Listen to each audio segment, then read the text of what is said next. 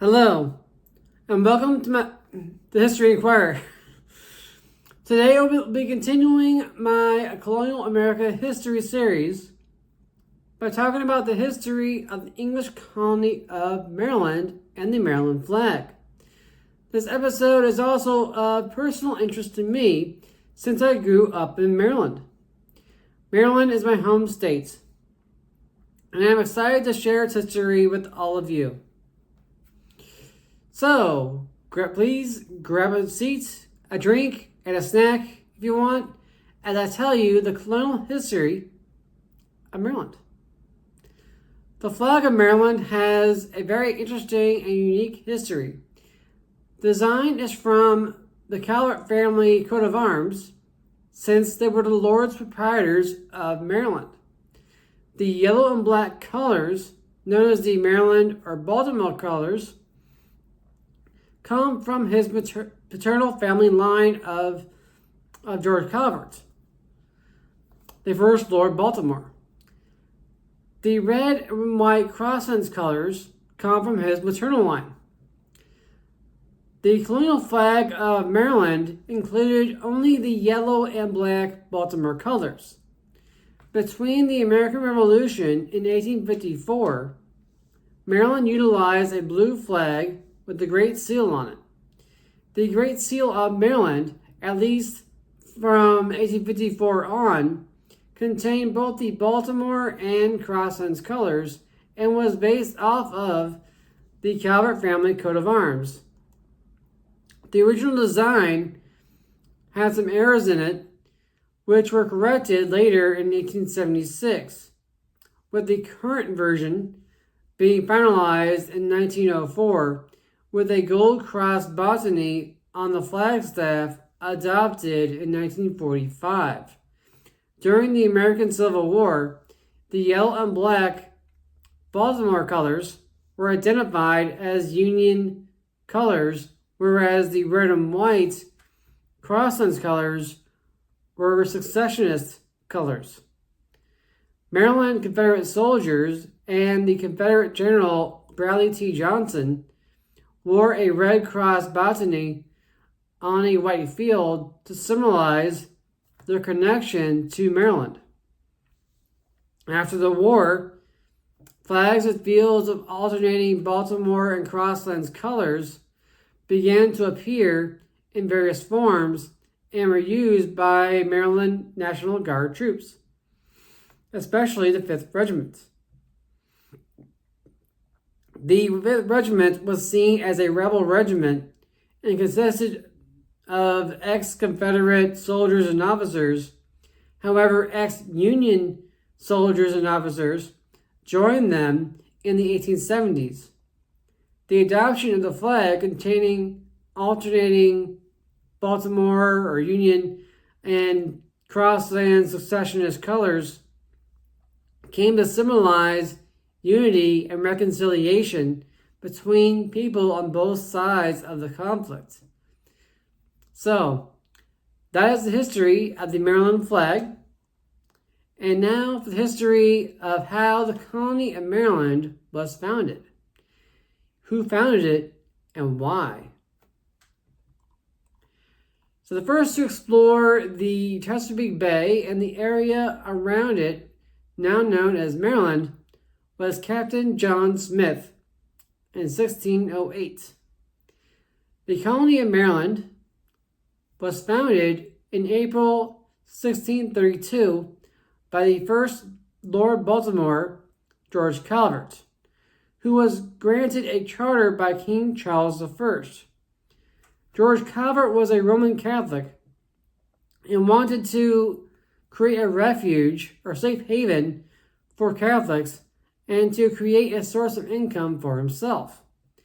King Charles and the English government, on the other hand, wanted a buffer state between the Dutch to the north and the Virginians to the south. Thus, with the charter granted, George Calvert set about laying the groundwork, recruiting colonists and Catholic missionaries, like the Jesuits, who were well organized and zealous.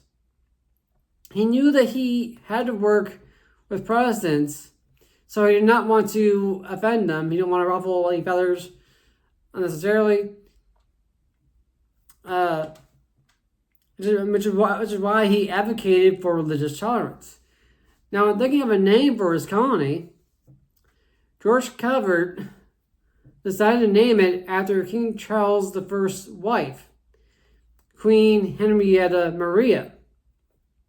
It also made a great selling point when pitching the idea of a colony in the Chesapeake Bay area and naming it after the Queen. It's like, hey, I got an idea for a new colony. Oh yeah, what's his name? Well, it's going to be named Maryland. I'm naming it after your wife. Okay. Sounds good. Go ahead.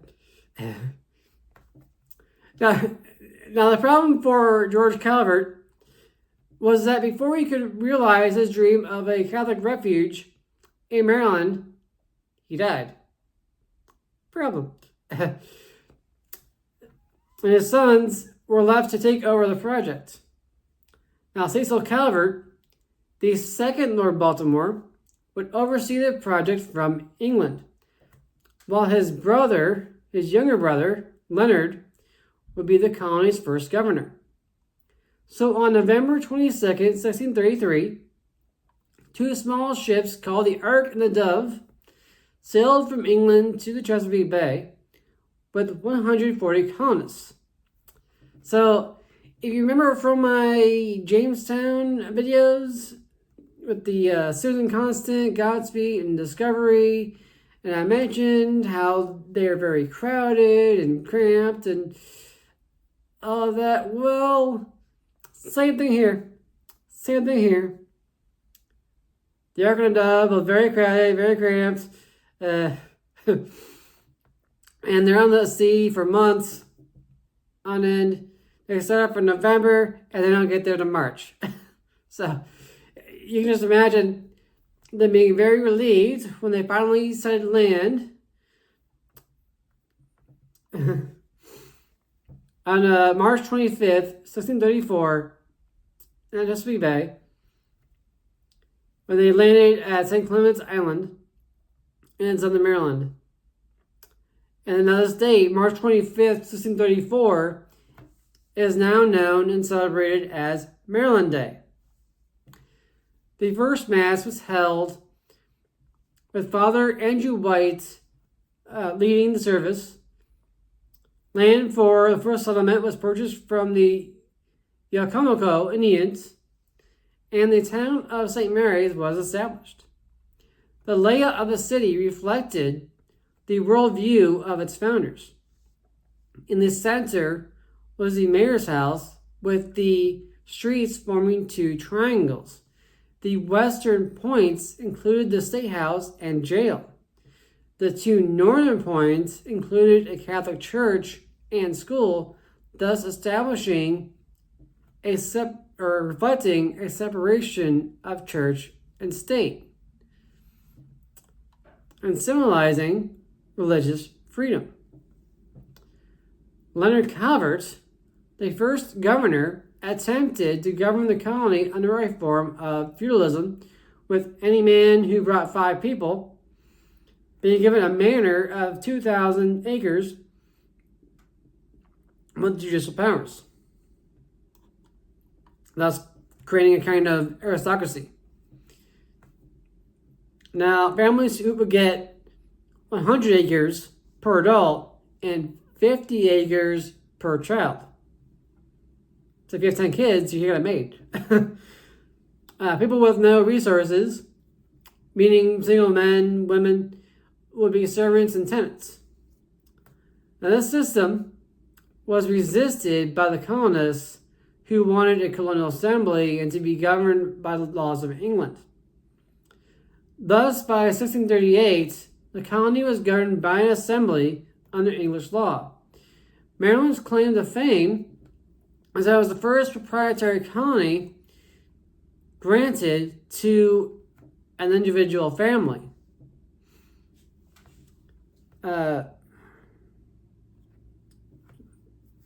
And in planning the colony, they learned from the mistakes of the Virginia colonists, meaning that instead of planting tobacco or looking for gold or Northwest Passage, they started planting food crops and setting up trading posts. They also made peace with the natives and established good relations with them, at least at the start. There would actually be 2 wars fought by the colonists against the natives, one being the Beaver Wars. However, I'll cover that in another episode. So, now around 40 Native American tribes once called Maryland home, including the Algonquian tribes of the Patuxent, Choptank, Assateague, Delaware, Piscataway, and a tribe under the Piscataway, the Nanjemoy, Shawnee, and other various tribes belonging to the Iroquois and Powhatan confederacies, respectively, like the Susquehanna as well as the Sioux tribe. Today, there are 3 state-recognized Indian tribes, but no federally recognized tribes. These tribes are the Piscataway Indian Nation, the Piscataway Conoy tribe, and the Accohannock tribe, which is one of the tribes under the Powhatan Confederacy. Now, as the colony grew and developed, it quickly became apparent that a large labor force would be necessary. First were the indentured servants, who were laborers that in exchange for passage to the New World would agree to work for a set number of years. However, there was still a labor shortage, so in 1639, they began using African slaves on the tobacco plantations. Yes, they did eventually start growing tobacco with slaves, and so in that respect, the colony of Maryland resembled Virginia. Also, slavery would not be widespread or institutionalized until the 1690s, whereas in Virginia it was the 1660s. And the reason why it became widespread then in the 1690s is because that's when the planters gained control over the assembly, like they did in Virginia. The colony also ran into problems from disgruntled Protestants. In 1638, a Virginian named William Claiborne, who had established an outpost on Kent Island, was raided by forces led by Leonard Calvert. However, in 1644, Claiborne led Maryland Protestants in an uprising, forcing Calvert to flee. It also did not help that the pirate, Richard Ingle, was plundering the coast of Maryland at the same time. He was a parliamentarian during the English Civil War who did not like the Catholics or Royalists very much. So he took to plundering the homes of Catholics and Royalists before heading for England in 1645. As Bernard Bailyn writes, in the Barbarous years, after pillaging farm after farm and confiscating whole storehouses of tobacco, Ingle turned to the Brent's property on Kent Island and elsewhere, ransacked it thoroughly, arrested Brent himself in the name of Parliament. Fathers White, remember him, and Copley, he transported in chains. Meanwhile, his gangs tore into the Catholics' manor houses and seized whatever of value they could lay their hands on. Ingle had not meant to destroy the colony, nor to plunder every farm and household. His main goal had been to make a killing in trade, licit or illicit, and to profit from the political upheaval. In 1646, Leonard Calvert was able to regain control of his colony.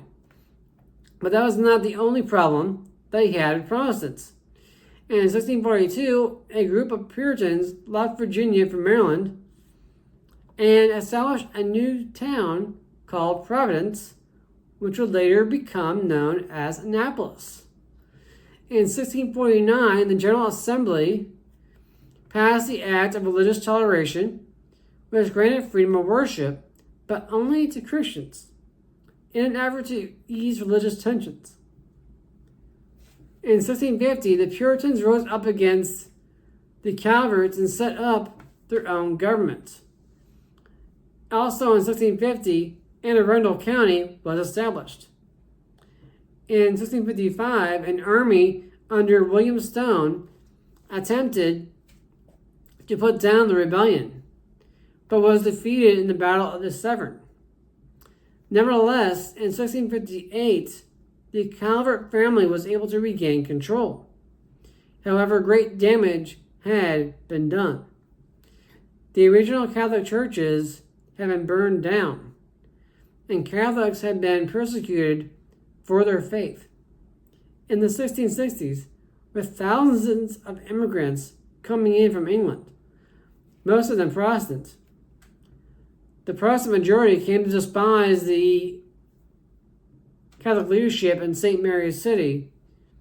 Add to that, there was the fact that the population centers of the colony were shifting northward, especially in what would become Annapolis and Baltimore. Thus, the capital was moved to the town of Providence, or Anne Arundel Town, which was controlled by Protestants.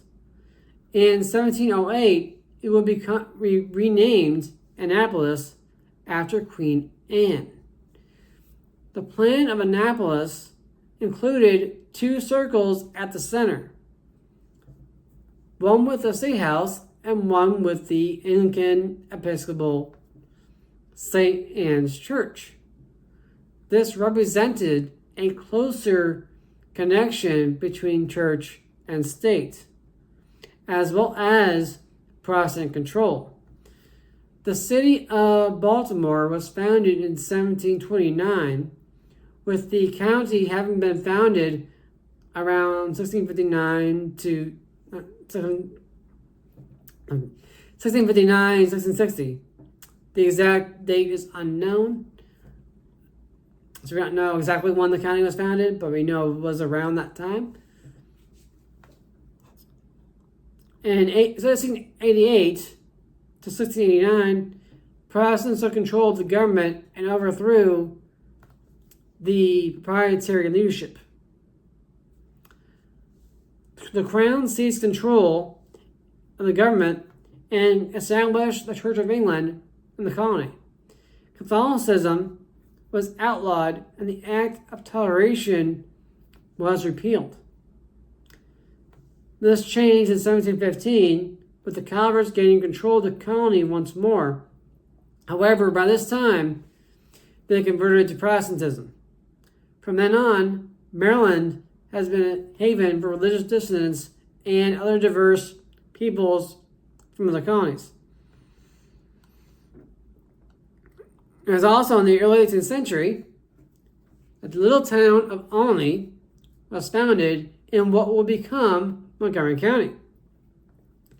The town of Olney, called Mechanicsville originally, was named after a village in England, as well as an influential English family, the Olneys, who played a role in the development of the town. In 1776, Montgomery County was established, with its capital of Rockville. It was named after General Richard Montgomery, who fought during the Revolutionary War. Then in 1608, the nearby town of Brookville was incorporated. By nearby, I mean nearby to Olney. Which served as our nation's capital for a day during the War of 1812. That's Brookville, not Olney, Brookville. Yes. Many years later, I would be born in 1990, with my hometown being that of Olney. Yes. And my alma mater, Mount St. Mary's University, will be founded in Emmitsburg, Maryland. Now, the town was founded in 1733. The college will be founded in 1808 by French Catholics fleeing persecution during the French Revolution. Also, the sister town to Emmitsburg, Thormont, will be founded in 1751. Frederick, Maryland, will be founded in 1745 by German and English immigrants. And the town of Logtown, otherwise known as Gaithersburg, will be founded in 1765. Also, the Olney's nearby town of Damascus, Maryland, which I have also lived in, was settled in the early 18th century and officially named Damascus in 1819 after Damascus, Syria, due to its land and water resources being similar, abundant, fertile, rich, etc. Anyways, Maryland has a unique history, and there is a lot of it that I haven't talked about or covered in this video. So I do recommend that you look up information on your own and check out Bernard Bailyn's Barbarous Years and other books on the American colonies, Maryland specifically. I also recommend visiting, if you have time, go and visit St. Mary's City, visit Baltimore, visit Annapolis, Olney, Rockville, Frederick, etc. But also the Appalachian Trail, lots of things to do, like the Appalachian Trail, Sino Canal, if you're into hiking, especially, and Tina National Battlefield to explore. And of course, while you're up there, you have to try some Maryland blue crab with Old Bay seasoning and beer, of course. Crabs and beer. The steak dish of Maryland. Or something else if you're allergic. But if you are, that's just sad. Really missing out. But I completely understand. Don't get sick. Anyways. I hope you liked my video on the Colonial History of Maryland. Please remember to like, comment, and subscribe. Thank you all so much for watching, and I'll see you all next time on the History Inquirer. Thank you.